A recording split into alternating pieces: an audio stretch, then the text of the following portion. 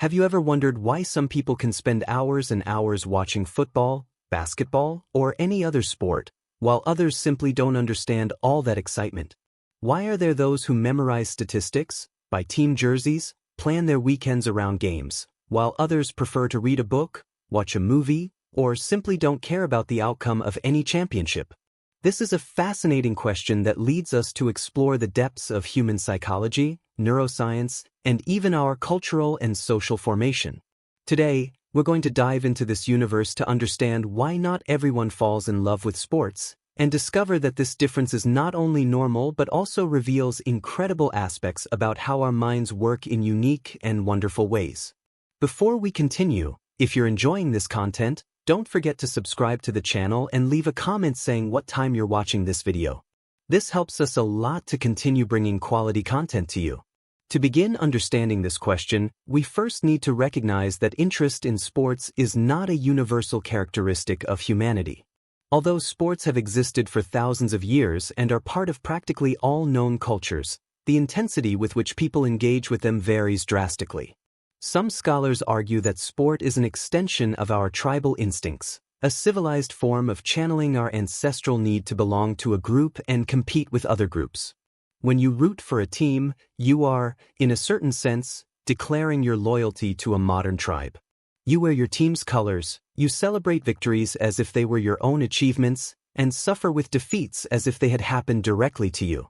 This tribal connection is powerful and can explain why so many people feel so deeply connected to sports.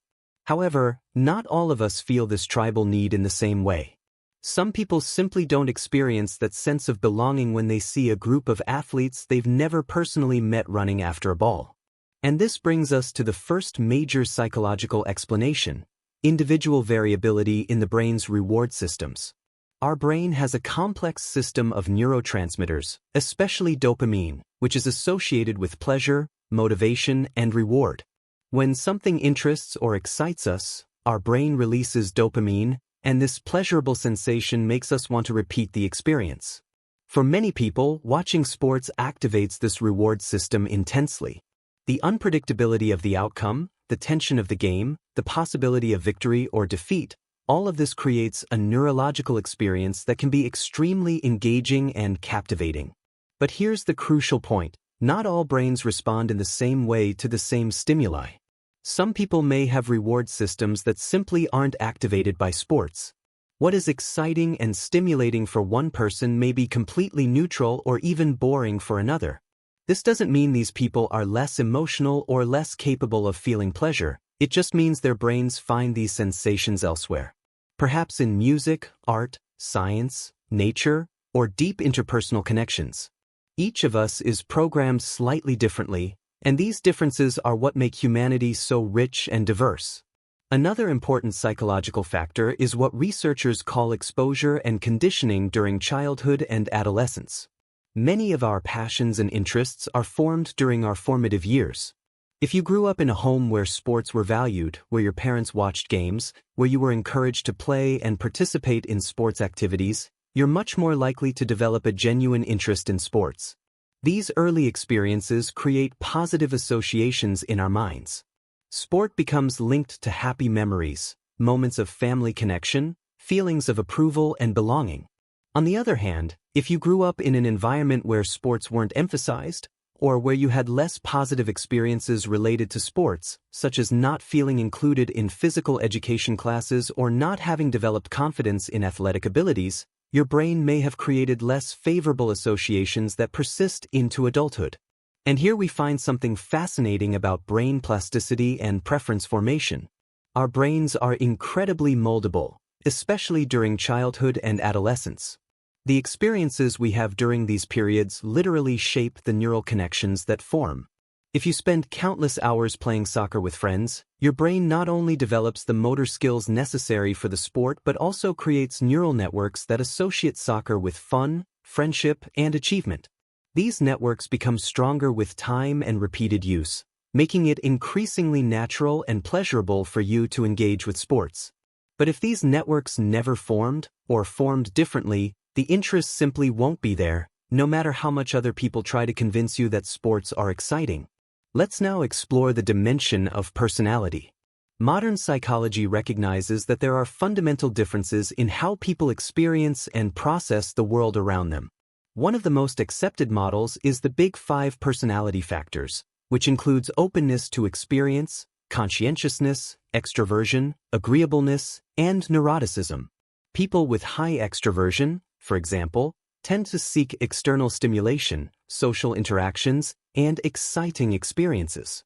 Watching sports, especially in social environments like stadiums or bars, can be perfectly suited for this type of personality. The energy of the crowd, the camaraderie with other fans, the collective excitement, all of this feeds the extrovert's need for external stimulation. On the other hand, people with more introverted tendencies may not find the same appeal in sports, especially in group viewing environments. Introverts tend to prefer calmer and more introspective experiences, activities that allow for deep reflection and don't require constant social interaction. Watching a soccer game in a crowded stadium with thousands of people screaming can be more exhausting than pleasurable for an introvert. This doesn't mean introverts never enjoy sports, many do, but the way they engage may be different, perhaps preferring to watch alone or analyze statistics and strategies in a more cerebral and less emotional way. Openness to experience also plays a role. People with high openness tend to seek novelty, complexity, and aesthetic experiences. They may be more attracted to forms of entertainment that offer subtle nuances, deep symbolism, or artistic beauty. While sports can certainly have aesthetic elements, such as the grace of a perfect athletic movement or the elegant strategy of a well-executed play, they are fundamentally about competition and outcome. For someone who primarily seeks intellectual depth or artistic beauty, sports may seem overly simple or straightforward. These people may find more satisfaction in activities like classical music, literature, art cinema, or philosophy, where there are layers of meaning to explore and interpret. There's also the question of attention and cognitive processing. Different people have different cognitive styles, ways of processing information and maintaining attention. Some people are highly visual and kinesthetic, meaning they process information well through movement and visual action. For these people, watching athletes in motion can be naturally engaging. Other people are more verbal or logical mathematical, processing information better through words, numbers, and abstract patterns. For these people, the physical action of sports may not capture their attention in the same way. They may find it more interesting to read about game statistics than to watch the game itself, or they simply may not be able to maintain focus during the 2 hours of a match because their brain is constantly seeking a different type of stimulation. Another crucial aspect is what we can call emotional investment and the psychological cost of caring. Being a passionate sports fan requires significant emotional investment. You need to be willing to experience intense highs and lows, to feel genuine joy when your team wins and real sadness when they lose.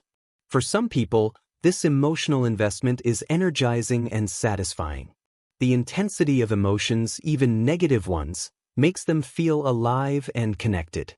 But for other people, especially those who already deal with a lot of emotional intensity in other areas of their lives, or those who prefer to maintain a certain emotional stability, investing so much emotionally in something over which they have no control can seem irrational or even harmful. Think about this for a moment. When you become a dedicated fan of a sports team, you're essentially handing over a part of your emotional well-being to a group of strangers who don't even know you exist. If they perform well, you're happy. If they perform poorly, you're sad. For some people, this dynamic seems absurd. Why would you allow the outcome of a game, something completely outside your control and that has no direct impact on your real life, to affect your mood and your day? These people aren't cold or unemotional, they simply have different boundaries about where they invest their emotional energy. They may reserve that emotional intensity for personal relationships, professional achievements, or social causes that they feel have a more direct impact on their lives or the world. There's also a cultural and sociological dimension we cannot ignore. In many societies, especially among certain demographic groups, interest in sports is highly valued and even expected, especially for men. There is significant social pressure to demonstrate knowledge and enthusiasm for sports as a form of masculinity and social belonging. For those who naturally are interested in sports, this is great, they fit perfectly into social expectations. But for those who aren't interested, there can be a sense of exclusion or not fitting in. They may feel pressured to fake interest or may simply accept that they're not part of this particular aspect of dominant culture. It's important to recognize that this social pressure can, paradoxically, drive some people away from sports. When something is imposed on you as a social obligation rather than a personal choice, you may develop resentment or resistance. If you grew up feeling that you should like sports but didn't, you may have developed a defensive or even critical stance toward them. You may have started to see sports as something for others, not for you, and this identity can solidify over time. Identity formation is a powerful process, and once you see yourself as someone who doesn't like sports, this self-perception can become self-reinforcing. We also need to consider the role of perceived value and meaning. For something to capture our lasting interest, we generally need to perceive some kind of value or meaning in it. For many sports fans, the value is obvious: entertainment, social connection, identification with a narrative of overcoming and achievement, the beauty of athletic excellence. But for those who don't see these values in the same way, sports can seem like a waste of time. They may think, why would I spend several hours watching other people play a game when I could be doing something I consider more productive or meaningful? This perspective isn't necessarily right or wrong, it's simply a difference in values and priorities. Some people value efficiency and productivity above all, and see passive entertainment, including watching sports, as a questionable use of time. Other people value relaxation, fun, and social connection, and see watching sports as a perfectly valid and even important use of time. Neither of these perspectives is objectively superior, they're just different. The problem arises when people from each group judge the other's choices, when sports fans consider non-fans as boring or spiritless, or when non-fans consider sports fans as superficial or wasting time. In reality, both groups are simply following their own natural inclinations and values. Let's talk now about the concept of flow, a psychological state identified by psychologist Mihai Csikszentmihalyi. Flow is that feeling of being completely absorbed in an activity, where you lose track of time and are totally focused on the present moment. It's a deeply satisfying experience, and it's something we all seek in our lives. Now, here's the interesting thing. Different people experience flow in different activities. For some, playing or watching sports can induce them into this flow state. The fast action, the constant changes, the need to pay attention, all of this can create the perfect conditions for flow. But for others, sports don't provide the right balance of challenge and skill necessary for flow. They may find sports too unpredictable or not personally involved enough to achieve this state. These people may experience flow in other activities, such as playing an instrument, programming, painting, writing, or solving complex problems. Neuroscience gives us even more insights into these differences. Neuroimaging studies have shown that different types of activities activate different regions of the brain. When we watch sports, especially sports we know and understand, our brain activates not only visual areas but also motor areas, as if we ourselves were performing the movements. This is called the mirror neuron system, and it's why we can physically feel the tension of a free throw or wince when we see an athlete get hurt. For some people, this mirror neuron system is highly active and responsive, creating a visceral and engaging experience when watching sports. For others, this system may be less responsive, resulting in a more distant and less engaging viewing experience. Furthermore, different people have different levels of sensitivity to stimulation. This is related to a concept in psychology called sensory processing sensitivity. Some people are highly sensitive, meaning they process sensory information more deeply and can be easily overwhelmed by intense stimuli. For these people, the loud and chaotic environment of a sporting event can be more stressful than pleasurable. Other people have lower sensitivity and actually actively seek intense stimulation, finding calm or monotonous environments boring. These people are more likely to enjoy the excitement of live sports and high-energy events. There's also the element of identification and projection. Many people who love sports identify with athletes in some way. They see in athletes qualities they admire or aspire to have: strength, determination, teamwork, resilience. When they watch sports, they're vicariously experiencing these qualities, feeling as if, through their identification with the team or athlete, they also possess these attributes. But not everyone identifies easily with athletes. For some people, the experiences and lives of professional athletes seem so distant from their own reality that they can't make that identificatory connection. They may think, "I'll never be able to do what these athletes do, so why would I care about watching?" Without that bridge of identification, interest may simply not develop. The question of control and agency is also relevant. Some people have a strong need for control and agency in their entertainment experiences. They prefer activities where they are active participants, not passive observers.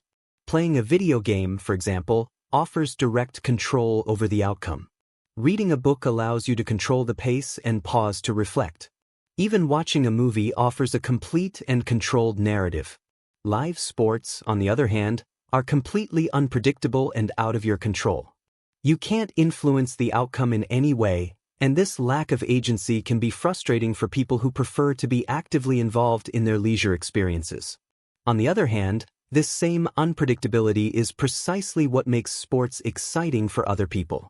The idea that anything can happen, that there's no script, that the outcome is genuinely uncertain, this creates a dramatic tension that scripts cannot replicate.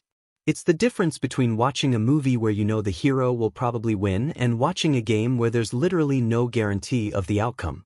For sports lovers, this authenticity and uncertainty are precious. For others, it's simply stressful or uninteresting because they can't emotionally invest in something so unpredictable. Let's also consider the role of narrative and storytelling. Humans are narrative creatures. We're drawn to stories. Sports offer rich narratives. Stories of underdogs who overcome expectations, dynasties that dominate and eventually fall, redemptions, rivalries, personal dramas. For many fans, these narratives are a big part of the appeal. They're not just watching a game, they're following a developing story with real characters and real consequences. But not everyone processes or values narratives in the same way. Some people prefer more structured and complete narratives, like those found in books or movies, where there's a clear beginning, middle, and end, and where themes are explored in a more deliberate and artistic way. Sports narratives, while powerful, are more fragmented and dependent on chance. A great player might get injured, ruining a potential narrative. A team might simply perform poorly without a clear dramatic reason. This lack of narrative structure can be unsatisfying for those seeking more cohesive stories. It's crucial to also mention gender differences, although we must be careful not to fall into stereotypes. Historically, sports have been marketed primarily to men and have been seen as a male domain.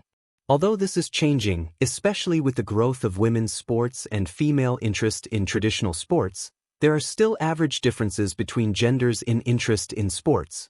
Some of these differences may have diverse components, but much of it is certainly cultural and social, the result of centuries of sports being positioned as masculine activities. Girls and women who could naturally be interested in sports may have been discouraged, while boys who could naturally not be interested were pressured to participate. As society becomes more egalitarian, we can expect to see a more balanced distribution of interest in sports between genders, but historical influences still persist. Another factor we cannot ignore is the question of experience and knowledge. Often, interest in sports grows with knowledge and understanding. When you understand the rules, the strategies, the nuances of the game, it becomes much more interesting. You can appreciate a well-executed play, recognize when a coach makes a smart tactical choice, understand the significance of a specific statistic. This deep knowledge transforms what could be just people running from side to side into a complex and fascinating mental game. But acquiring this knowledge requires investment of time and effort. You need to watch many games, read about the sport, maybe even play it yourself. For someone who already has a slight inclination toward sports, this investment is worth it. But for someone who has no initial interest, the effort required to reach this level of understanding may seem excessive. Why spend all that time learning about something that doesn't intrinsically attract me when I could use that time to deepen knowledge in areas I already find fascinating? This brings us to an important concept: Opportunity cost. We all have limited time and energy. Every hour we spend doing one thing is an hour we can't spend doing something else. For people who have no natural interest in sports, the opportunity cost of watching a 3-hour game seems high. They could use those 3 hours for a dozen other activities they consider more valuable or pleasurable. And given that life is finite and there are so many things to experience and learn, why would they force themselves to do something that doesn't bring them joy or meaning? This is a perfectly rational and valid perspective. It's not that these people are contrary or stubborn, it's simply that they've prioritized their time differently based on their personal preferences and values. We should also consider the concept of saturation and overload. In many cultures, sports are ubiquitous. They're everywhere, on TV, on the radio, in social conversations, in news headlines. For someone who isn't interested, this saturation can be oppressive. It can feel like you can't escape sports even if you want to. This can lead to a sense of fatigue or even a certain emotional distance. When something is constantly being presented to you and you're not interested, it's natural to develop a disconnection response. This doesn't necessarily mean you have deep negative feelings about sports themselves, but you may be reacting against the strong presence of them in your life and culture. On the other hand, there are those who have an intellectual curiosity about sports without having an emotional connection to them. These people may find the strategies, statistics, and technical aspects of sports interesting from an analytical perspective, but don't feel the emotional impulse to root for a specific team or invest in the outcomes. They may enjoy reading game analyses or understanding the mathematics behind player statistics, but don't feel the need to watch an entire game.